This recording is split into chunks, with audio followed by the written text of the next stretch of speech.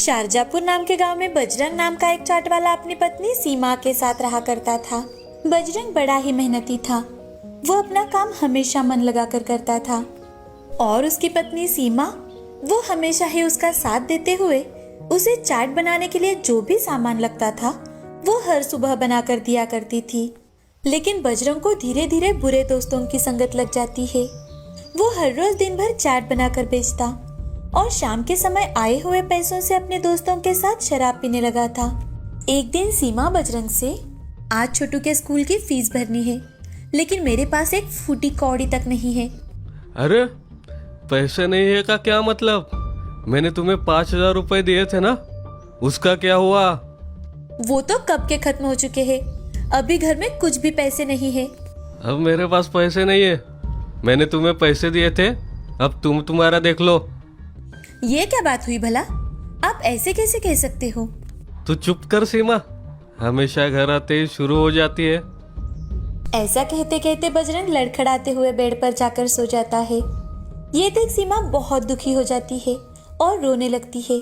अगले दिन छोटू अपने पिताजी से, पिताजी, मेरे स्कूल में सभी बच्चों के पास नई किताबें और नई बैग है, मुझे भी चाहिए। अरे छोटू, तेरे पिताजी के पास पैसे नहीं है, हम बाद में ले लेंगे। तू तो कितना समझदार है। ठीक है पिताजी। बजरंग आज भी हर रोज की तरह अपना काम खत्म होते ही शाम के समय शराब पीकर घर आता है। अब ये उसका हर रोज का हो गया था। सीमा भी बजरंग के इस बर्ताव से तंग आ चुकी थी। दूसरे दिन बजरंग ठेला लेकर रास्ते से जा रहा था कि तभी एक ट्रक उसे जोर से टक्कर मार के वहां से चला जाता है। वहां खड़े लोग जल्द से बजरंग को अस्पताल लेकर जाते हैं। डॉक्टर उसका इलाज करने लगते हैं कि तभी डॉक्टर को पता चलता है कि बजरंग का हाथ फ्रैक्चर है। तो डॉक्टर उसके हाथ को प्लास्टर कर देते हैं। फिर बजरंग ऑटो से घर चला जाता है। बजरंग के हाथ को प्लास्टर देख सीमा, ये आपके हाथ को क्या हुआ और ये सब कैसे हुआ? अरे मुझे चैन से बैठने तो दो, बाद में बताता हूँ। सीमा बजरंग को पानी देकर बजरंग से, अब तो बताइए कि क्या हुआ? अरे रोड पर एक ट्रक ने मेरी रेडी को टक्कर मार दी और मेरा हाथ रेडी के नीचे आने से फ्रैक्चर हो गया। हाय राम, पहले से कोई कम समस्या है हमारी जिंदगी में? आप रोड पर देख के नहीं चल सकते थे? अरे मैं रोड पर ठीक से चल रहा था, गलती उस ट्रक वाले की है। जाने दीजिए, जो हुआ सो हुआ। अब आप आराम कीजिए, मैं अभी आपके लिए खाना लेकर आती हूँ। सीमा बजरंग को खाना देकर दवाइयाँ दे देती है। दवाइयाँ खाकर बजरंग आराम करता है। अब ऐसे ही एक हफ्ता बीत जाता है। घर में बचा कुचा राशन भी खत्म होने आया था। तो ये देख सीमा बजरंग से, मैं सोच रही थी कि क्यों ना जब तक आप ठीक हो जाते हैं तब तक मैं ही रेडी संभाल लूँ। कब तक किसी से पैसे उधार लेकर घर चलाएंगे? सीमा, तुमसे नहीं हो पाएगा, वो औरतों का काम नहीं है, तुम रहने दो। एक बार प्रयास करके देखने में हर्ज ही क्या है? अब तो कुछ ना कुछ करना ही होगा, वरना हम भूखे मर जाएंगे। ठीक है, अब तुम कोशिश करना ही चाहती हो तो करो, मगर जरा संभाल के। जी, मैं अभी से चाट बनाने की तैयारी कर लेती हूँ। सीमा काम करना शुरू कर देती है।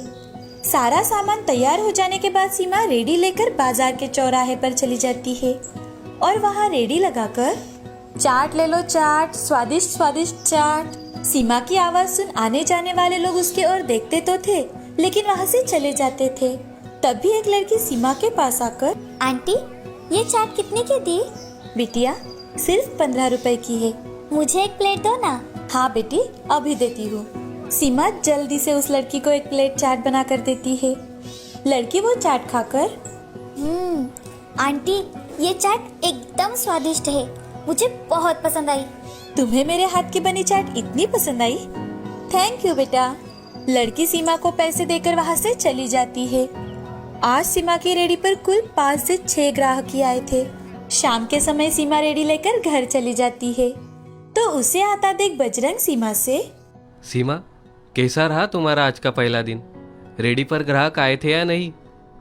आज रेडी पर ज्यादा ग्राहक नहीं आए, 5 या फिर 6 ग्राहक ही आए थे, लेकिन शायद कल ज्यादा ग्राहक आ जाए। सीमा, तुम घर के लिए कितना कर रही हो? मैं जो कुछ भी कर रही हूँ वो हमारे घर के लिए तो कर रही हूँ। आपकी और मेरी जिंदगी कुछ अलग है क्या? हाँ सीमा, अब मुझे भी मेरी गलती का एहसास हो गया है। मैंने बुरी संगत के चलते हमारे घर का बहुत नुकसान किया है। देर आए दुरुस्त आए। आपको सारी बात समझ में आ गई, यही बहुत है मेरे लिए। हाँ, सीमा के ऐसे कहते ही कई दिनों बाद दोनों खिलखिलाकर हंसने लगे। यहाँ बजरंग को उसकी गलती का एहसास हो गया था। वो अपने बर्ताव पर बड़ा ही शर्मिंदा था। उसने मन ही मन ठान लिया कि अब उसे अपने घर के हालात सुधारने ही है। दूसरे दिन से बजरंग एक हाथ से सीमा की मदद करने लगा। कुछ ही समय में उन दोनों ने मिलकर फिर से अपने धंधे में पैर जमा लिए। अब दोनों मिलकर अपने बेटे के साथ साथ चाट की रेहड़ी संभालने लगे। सीमा भी अपने पति का बदला हुआ बर्ताव देख बहुत ज्यादा खुश थी। उनके चाट की तरह उनके रिश्तों में भी मिठास आ गई थी। इस कहानी से हमें ये सीख मिलती है कि हमें संयम रखते हुए मेहनत करनी चाहिए ताकि हमारी जिंदगी फूलों से भर जाए, ना कि कांटों से। शहर से कुछ ही दूर सोनापुर नाम का एक गांव था, जहां पर लखन अपनी पत्नी राधा के साथ रहता था। वो मटके बनाने के साथ साथ मिट्टी के बर्तन भी बनाता था। उसके दुकान में नए नए तरह के मटके, घड़े और मिट्टी के बर्तन थे। वो इतने सुंदर मटके बनाता था कि अगर कोई भी उसकी दुकान में मिट्टी के बर्तन देखे तो खरीद ही लेता था। लक्ष्मण की पत्नी राधा उसको मिट्टी के बर्तन और मटके बनाने में मदद किया करती थी। दोनों मिलकर दुकान के पास में ही काम करते थे और उनकी दुकान रास्ते पर ही थी, जहां कोई भी शहर आने जाने वाले लोग मटके खरीद सके। एक दिन सुबह नीमा नाम की औरत लक्ष्मण के दुकान पर आती है और लक्ष्मण से, भाई साहब, आपके दुकान में तो बहुत ही सुंदर सुंदर मटके हैं। कितनी सुंदर डिजाइन है इस पर।